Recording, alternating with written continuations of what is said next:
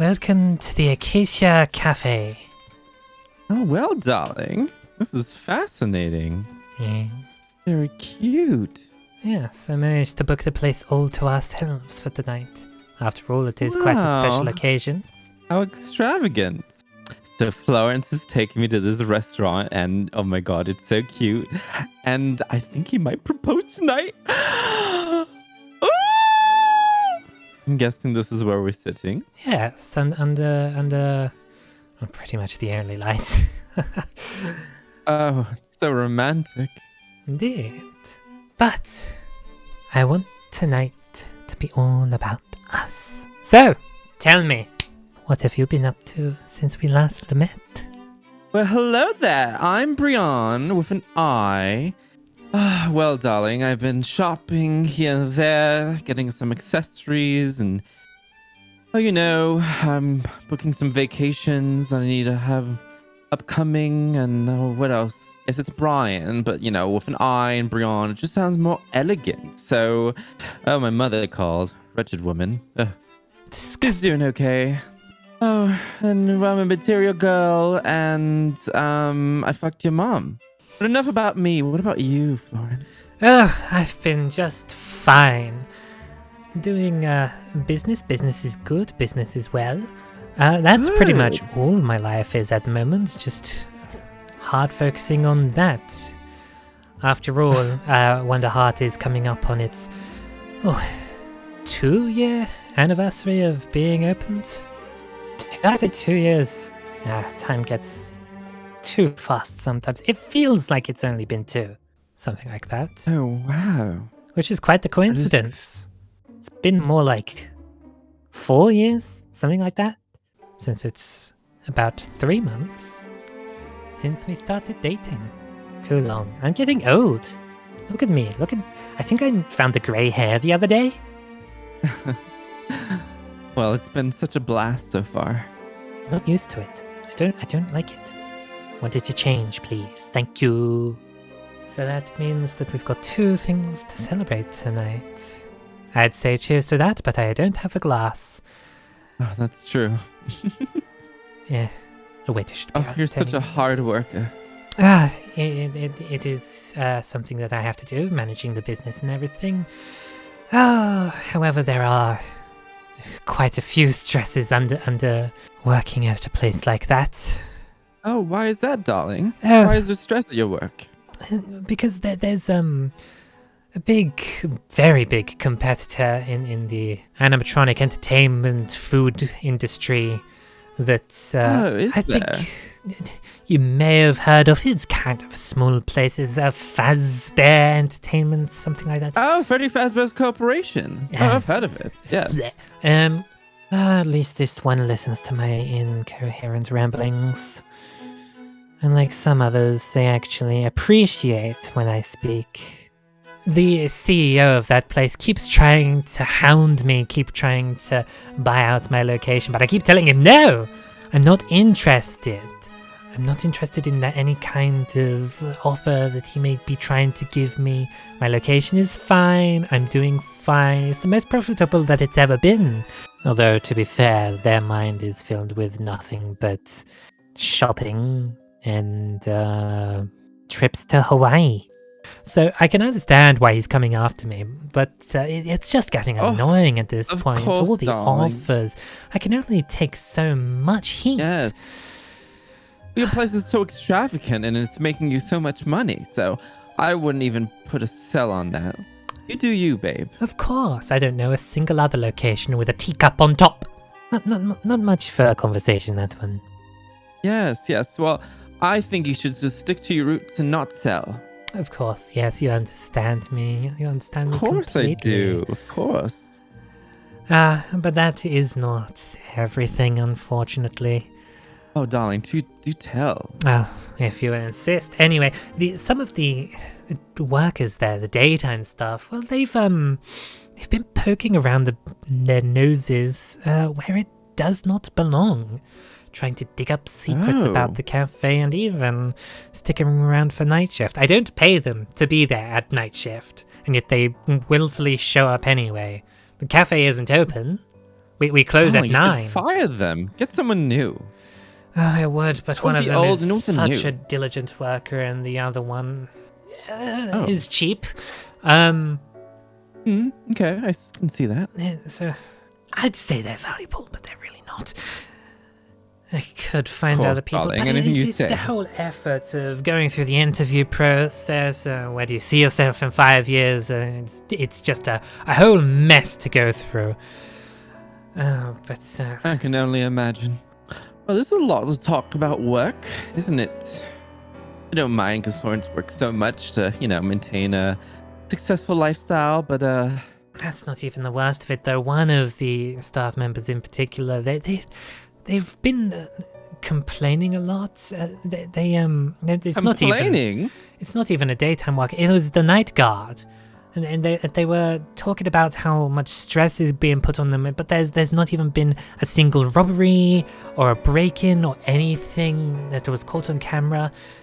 Nothing that should make their job any more stressful than the day shift, and yet they requested to be moved to the day shift anyway. It's like that's kind of insane to me. Like, what would you do in that situation? The night guard position seems so much more relaxing than the day shift. You have to deal with all the cooking, the cleaning, the plates, customers. It sounds like a lot, but darling, if they don't think they're up for the job, you should just fire them. Well, I would, but I don't know how amazing you are as a boss. That is true. I am quite incredible. But, you are indeed. Again, it goes back to the whole interview process thing, and night guards, they cost a lot more than just a regular wait staff. Anyway, so I did end up switching them over to the day shift. I had to fill something in for the night shift whilst they were gone, but that didn't quite work out. But even then, whilst working on the day shift, they kept poking around along with these other two individuals, and they got to the point where they started going downstairs where they don't belong, in past the staff lounge and into my office, my private office. And They went into your private office? Yes, trying to, I don't know, dig up whatever they absurd. could find. It is. Like, if you were to go into my private office, you would expect to be punished, wouldn't you? Oh, of course. Yes. So, I asked them to drop the topic, but they didn't do that. So,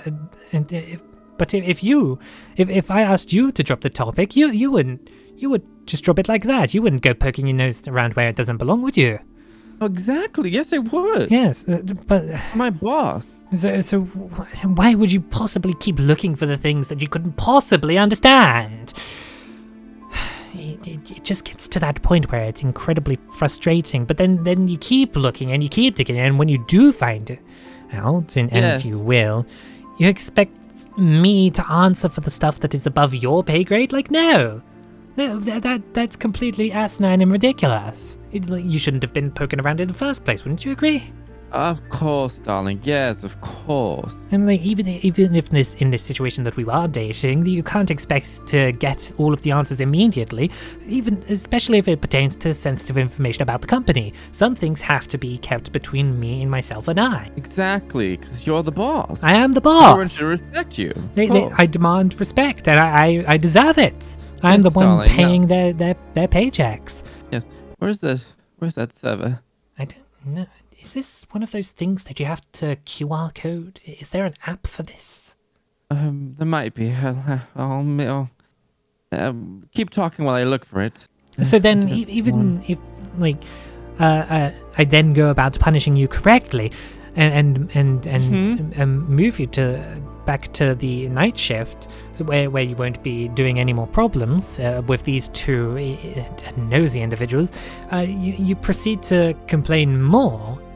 Well, because I put you back on the night shift, or what? That doesn't make any sense. The problem came from you being on the day shift with your day shift co-workers. So now you're back on the night shift. There shouldn't be an issue. But between your complaining, you act as though there's a lot on my plate, stuff that you couldn't even dream of, and you tried to be all cute to gain favor. Yes, darling. Of course. Yes. Not that it fucking matters anyway, since you willingly ignore my orders after the fact and go gallivanting with whomever you please. And when that adventuring gets you into trouble, your friends, quote unquote, take you away as if they know better than me. Your friends, the one you kept around despite my constant warnings that they may be dangerous, but you kept them, and look where it got you, in danger, with no actual help, and your partner afraid for your health. And yet you expect me to do something about it, and the friends, they don't even bother asking about, oh, do you even have like a health insurance or anything like that? Do you have a plan? Should you be taken to hospital? I would prefer you not to be taken to a hospital because your insurance does not cover it. Unfortunately. Okay, stop. I've heard enough. Beg pardon? I thought this was going to be a special night for us, but clearly it's all about work. Brian, it is. It is about us.